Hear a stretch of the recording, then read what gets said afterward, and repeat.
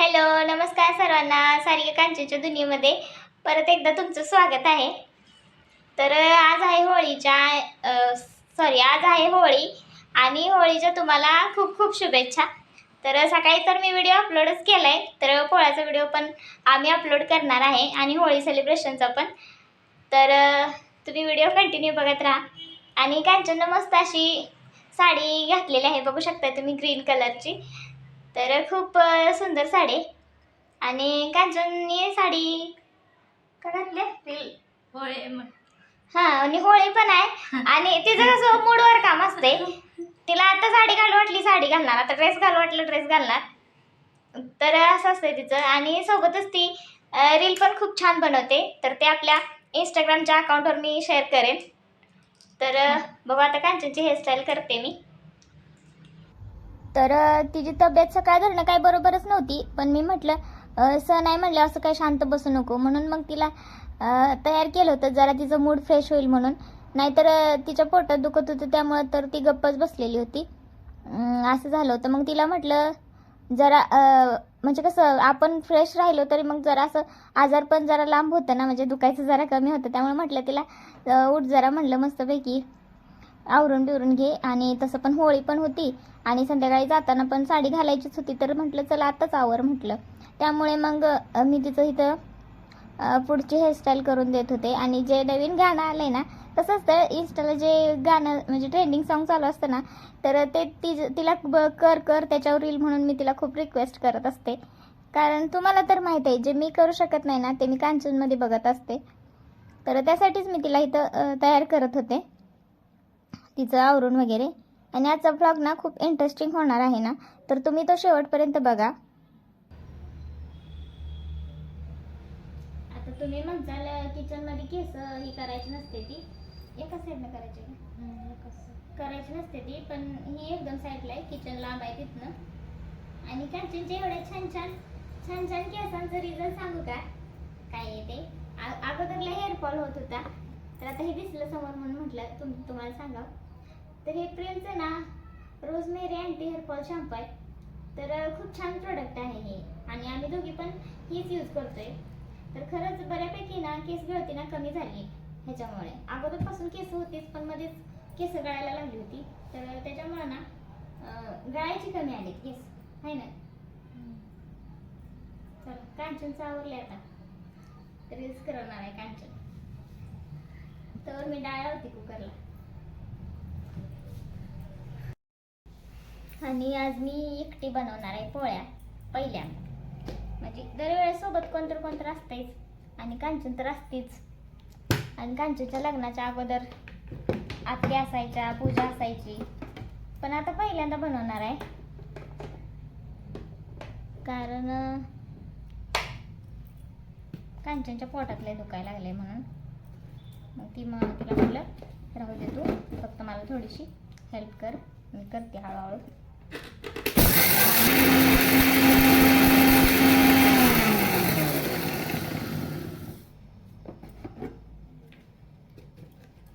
तर सुंठ बडीशेप आणि बारीक करून घेतले. आता खरं पोळ्या बनवण्यात एक्सपर्ट कांचनच आहे, तिला विचारून करणार आहे मी. तर डाळ झाली आपली, जरा शिजली, मगाशी लावलेली कुकरला. तर आता चहा देते. चहाचा बी टाइम झाले, 4 वाजले त्या.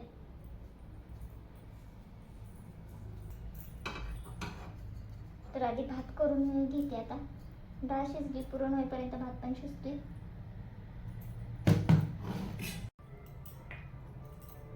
लई सपाट घालायचा है ना, का ग टाकली नाही, टाकली यार. कसं काय सपाट झालं काय माहिती. कालचा तुरट नागचा सपाट.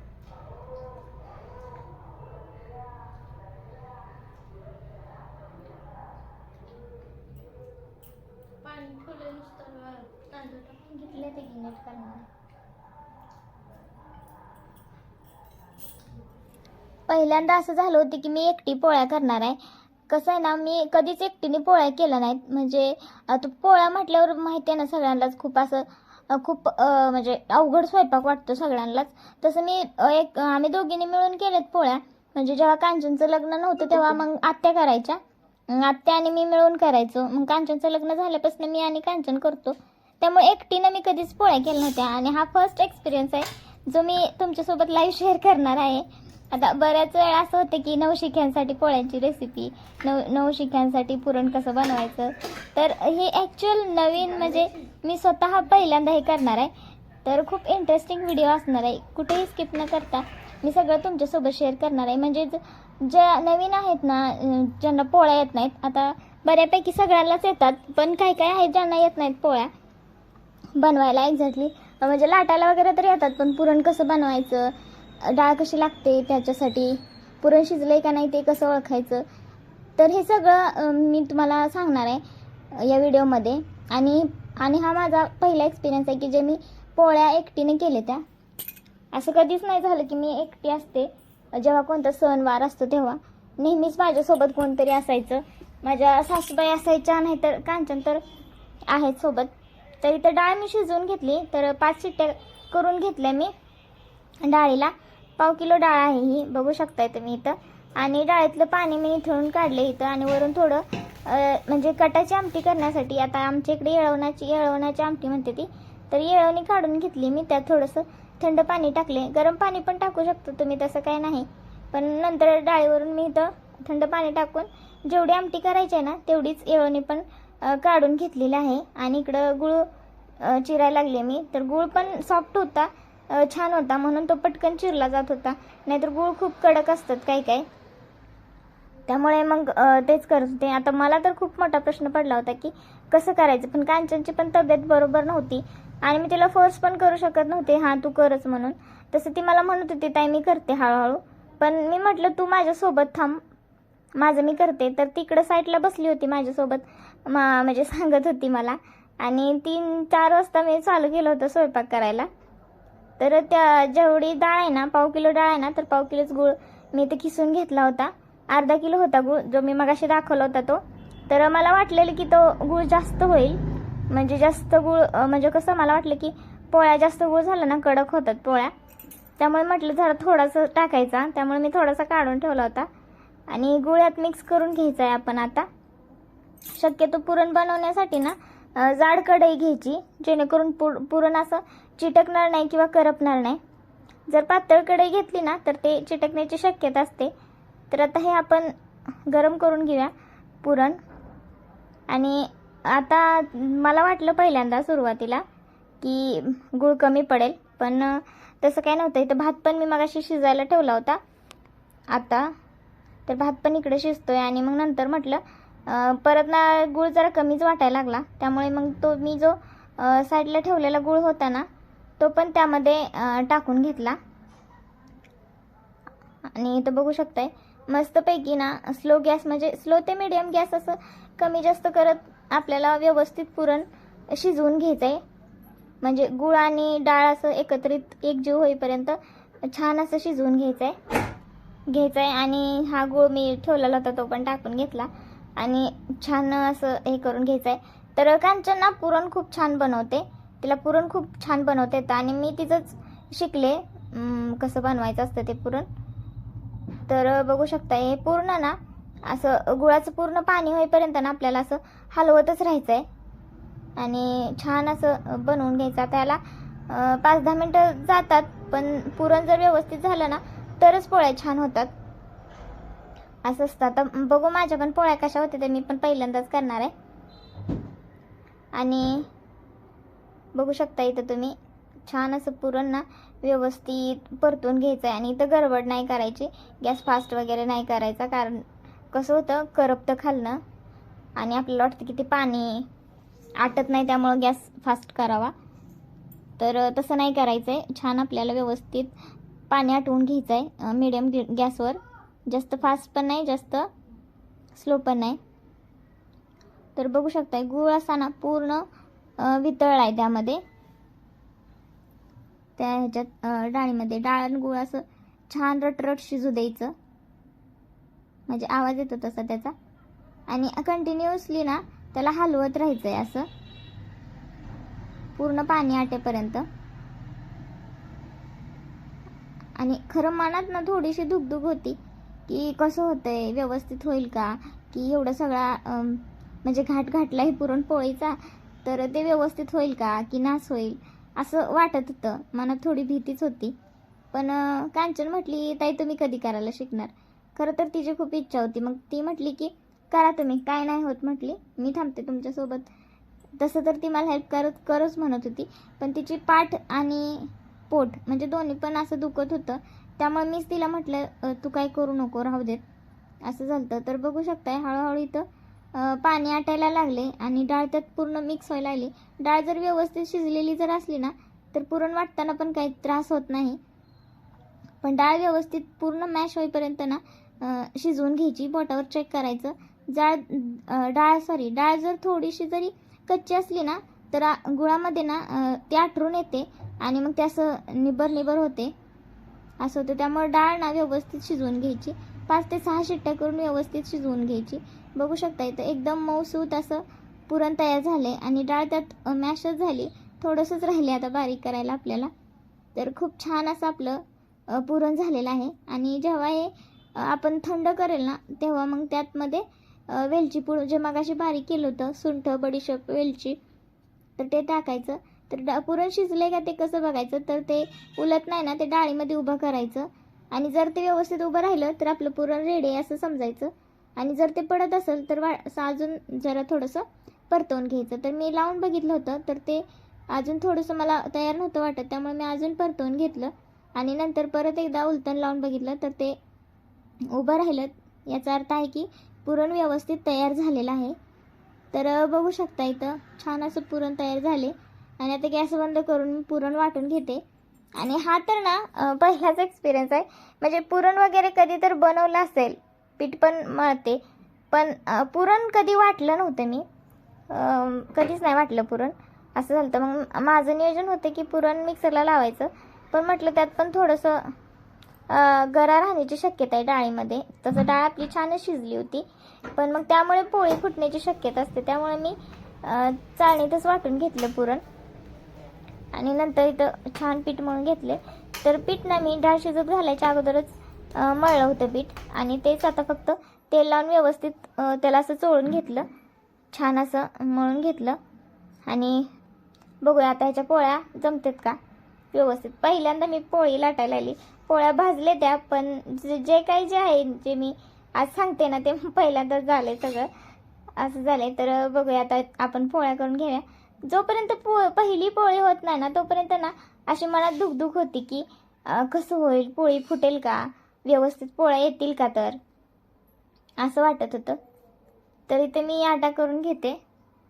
तर पहिल्यांदा जरा मोठा आटा झाला होता, म्हणजे मला वाटलं की म्हणजे पहिल्यांदाच बनवत होती ना, असं झालं होतं. म्हणजे आता तुम्ही म्हणताल पोळ्या काय तू का पहिल्यांदाच बनवायला आली, तर हो, कारण कसं आहे माहिती आहे का, हे पोळ्या लाटायचं, आटा बनवायचं हे सगळं कांचन करते आणि मी पोळ्या भाजत असते. असं असतं, पोळ्या भाजणे, भात आमटी बनवणे, बाकीचं सगळं जे वरचं आहे ते मी करत असते.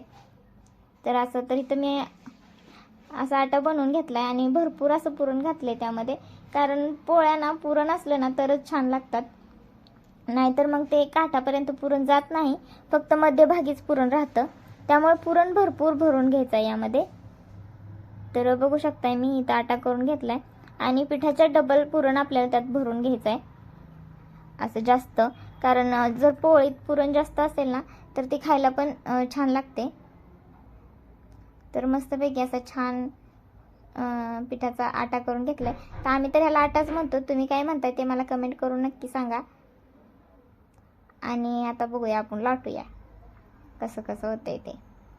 आणि कोणी पहिल्यांदा पोळ्या केलेल्या, तुमचा एक्सपिरियन्स कसा होता ना ते पण मला कमेंट करून सांगा. आणि माझ्या ह्या व्हिडिओची ना ज्या नवीन आहेत ना त्यांना हेल्प होईल असं मला वाटतं. ज्या नवीन पोळ्या बनवणाऱ्या, नवीन लग्न झालेल्या मुली आहेत त्यांना. तर खूप साधी आणि सोपी रेसिपी मी आज तुमच्यासोबत शेअर केली होती.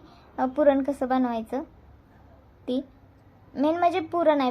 पोळ्या बनवण्याचं मुख्य भाग म्हणजे पुरण बनवणे सगळ्यात महत्त्वाची गोष्ट. बाकी पीठ तर आपण रेग्युलर मळतच असतो चपात्या करताना. आणि आमटी काय आपलं येतेच सगळ्यांना, आमटी भात वगैरे. सगळ्यात महत्त्वाचं टास्क पोळ्या बनवण्यातलं ते म्हणजे पुरण बनवणे असते. तर ते मी आज तुम्हाला दाखवलं व्हिडिओमध्ये. आणि तुम्हाला तर कसं वाटलं आणि त्यात काही चेंजेस करायचे असतील ना तर ते देखील तुम्ही मला कमेंट करून नक्की सांगा. तुमचे सल्ले ना मी नेहमीच करत असते. तुम्ही जो सांगता ह्याच्याविषयी, किचनविषयी वगैरे बाकीचं काय असेल ते. तर काल पण मी व्हिडिओ अपलोड केला होता, तर त्याला सांगितलं की मोहरी वगैरे टाकत जावा तेलामध्ये उसळ वगैरे करताना. तर ठीक आहे, टाकत जाईन मी. आणि बघू शकता इथं खूप छान अशी पोळी तयार झाली आहे. माझा तर विश्वासच बसत नाही की ही पोळी मी केली आहे. आणि एवढी मोठी, मला वाटलं छोटीशी होईल आणि पूर्णपर्यंत मला लाटता येईल असं वाटत नव्हतं. मला वाटायचं फुटल पोळी, कारण मी ह्यात जास्त पुरण भरले. कारण आमच्या होलला ना जास्त पुरण भरलेल्या अशा गुबगुबीत पोळ्या आवडतात. तर बघू शकताय छान पोळी झाली. मला पहिल्यांदा वाटत होतं की पोळी तव्यापर्यंत पण जाणार नाही. सारखं वाटायचं आता तुटते की काय, तुटते की काय असं होतं. पण तसं काही नाही झालं आणि मस्तपैकी आपली इथं पोळी तयार झालेली आहे खूप छान अशी. आणि आता पोळी ना पहिला खालच्या साईडने व्यवस्थित भाजून घ्यायची. कधी पण आता भाजायचं मला माहिती आहे बरं का, भाजण्यामध्ये मी एक्सपर्ट आहे. सुवासनी वगैरे असल्या की नाही मी भाजायलाच असते पोळ्या वगैरे. तर म्हणजे पटपट मी भाजू शकते, भाजायचं काय मला एवढा प्रॉब्लेम नाही. तर पहिल्यांदा ना अगोदर खालच्या साईडने व्यवस्थित पोळी भाजून घ्यायची आणि नंतर ती उलटायची, म्हणजे पलटी करायची. कारण कसं होतं, जर खालीच व्यवस्थित नाही ना शेकली पोळी तर आपण जे उलटण घालतो ना ते त्यातमध्ये जाऊ शकतं आणि मग पोळी फाटण्याची शक्यता असते. तर तसं नाही करायचं. पहिल्यांदा खालची साईड व्यवस्थित भाजून घ्यायची आणि तवा मीडियम गरम ठेवायचा, जास्त गरम नाही ठेवायचा. जास्त गरम पण ठेवला तरी करपण्याची शक्यता असते आणि मग ते काळे काळे डाग पडतात. आता इथं माझा पण तवा थोडासा गरमच झाला होता. तर छान अशी दोन्ही साईडने भरपूर असं तेल किंवा तूप लावून पोळी व्यवस्थित भाजून घ्यायचे छान अशी. आता आम्ही तर तेलच लावतो, कारण आमच्या घरात ना तूप कोणालाच नाही आवडत, तेलच आवडतं सगळ्यांना आम्हाला. आणि ते तुपाची स्मेल आवडत नाही अगोदरपासूनच. तर अशा प्रकारे ना या जेवढ्या पोळ्या आहेत ना त्या मी अशा व्यवस्थित करून घेते. आणि ही बघू शकताय दुसरी पण पोळी व्यवस्थित झाली. अशा प्रकारे मस्त सगळ्याच पोळ्या छान झाल्या आणि मला खरंच खूप छान वाटलं. आणि कांचन पण सारखी कॉम्प्लिमेंट देत होती की हां ताई तुम्ही करू शकताय, तुम्हाला येते व्यवस्थित. त्यामुळे तिच्या ह्याच्यामुळे मी ना खरं तर हा पोळ्यांचा घाट घातला होता. खरं तर माझं नियोजन होतं की काहीतरी आपलं गोड करायचं, श्रीखंडपुरी किंवा शेवयाची खीर असं करायचं म्हणणं होतं. म्हणजे पोळ्या म्हणले की मला लई हे वाटत होतं. पण कांचन म्हटली काय नाही तुम्ही इझिली करू शकताय, एवढं काय नाही. कसं आहे ना तिची स्ट्रेंथ आहे ना ती मला माहिती आहे आणि माझी तिला माहिती आहे की ती काय करू शकते ना ते मला माहिती आहे आणि मी काय करू शकते ते तिला माहिती आहे. एवढं आम्ही दोघींना ना एक असं ओळखतोय की हां ठीक आहे. मी पण तिला म्हणते हा तू करू शकते, काही प्रॉब्लेम नाही. ती पण म्हणते ताई ठीक आहे तुम्ही ते करू शकताय, असं असतं. तर अशा प्रकारे तिच्यामुळे ना पहिल्यांदा मी हा एक्सपिरियन्स केला. पूर्ण पोळ्यांचा स्वयंपाक ना मी एकटीने केला होता आणि जास्त वेळ पण नाही लागला मला वाटते. तास दीड तासातच झालं तसं सगळं. आणि इथं मी भजी करून घ्यायला लागली पालकची. आता ह्याचा सगळा व्हिडिओ जर मी शूट केलास तर खूप वेळ झाला असता, त्यामुळं मग मी दाखवते तुम्हाला डायरेक्ट. इथं मी भजी करून घेतली पालकची आणि इकडं मस्तपैकी कटाची आमटी तयार आहे. सोबतच काही फ्राईज पण तळून घेतलेले आहेत. अशा प्रकारे माझा पूर्ण स्वयंपाक झाला आणि आता आम्ही होळीसाठी चाललो आहे, होळीला नैवेद्य देण्यासाठी. तर राहुंचं पण झालं होतं, ते पण आले होते कामाने आणि आम्ही दोघी पण चाललो आहे आता. आणि काय झालं आम्ही जाईपर्यंत ना खूप वेळ झाला. म्हणजे आम्ही सगळ्यांनी मिळून चाललेलो, ह्याचं आवरूस तर त्याचं आवरूस तर मग वेळ झाला तर त्यांनी होळी पेटवली होती. मग नंतर सगळ्यांनी तसेच तिथंच नारळ वगैरे फोडला, तसंच नैवेद्य अर्पण केला आणि नंतर सगळ्यांना हळदी लावली. आणि आता होळी पूर्ण विचत आल्यावर आम्ही त्याला वेडा घातला सगळ्यांनी मिळून. कारण आम्हालाच खूप वेळ झाला होता. ह्या जेवढ्या आहेत ना ते सगळ्या आमच्या बिल्डिंगच्या इकडल्या बायका आहेत आणि ते पलीकडल्या बायकांनी ऑलरेडी सगळं केलं होतं. आम्ही होळी पूर्ण पेटवून झाल्यावर गेलो होतो. असं झालं होतं. मग छान असं व्यवस्थित झालं होळीचं. एवढंच की होळी पेटवायच्या अगोदर जायला पाहिजे होतं. मस्तपैकी नैवेद्य अर्पण करता आला असता. लांबूनच टाकला नैवेद्य आणि मग सगळ्यांसोबत सेल्फी काढली छान अशी. आणि मग मस्तपैकी जेवण केलं. तर बघू शकताय मी इथं कटाची आमटी, भात आणि मस्तपैकी पालकची भजी केले होते. आणि पुरणपोळी म्हटलं ना, भजीशिवाय ना असं इनकम्प्लीट वाटतं. आता इकडं सांगलीत ना बटाट्याची भाजी करतात पोळ्यांसोबत. तर आमच्या इकडे काय करत नाही ना, आम्हाला काही सवय पण नाही पोळ्यांसोबत ते बटाट्याची भाजी खायची. त्यामुळे आम्ही काही ते करत नाही. तर इथं भजी, पापड, चपात्या म्हणते, पुरणपोळी, दूध, चपात्या पण होत्या कारण सकाळची उसळ होती. त्यासाठी मी 2 चपात्या पण केल्या होत्या, थोडंसं पीठ उरलेलं त्याच्या. तर मस्तपैकी असं सागर संगीत जेवण झालं. आणि पहिल्यांदा असं प्राऊड फील होतं की कारण हे सगळं मी केलं होतं. तर व्हिडिओ कसा वाटला ते कमेंट करून नक्की सांगा. Bye bye.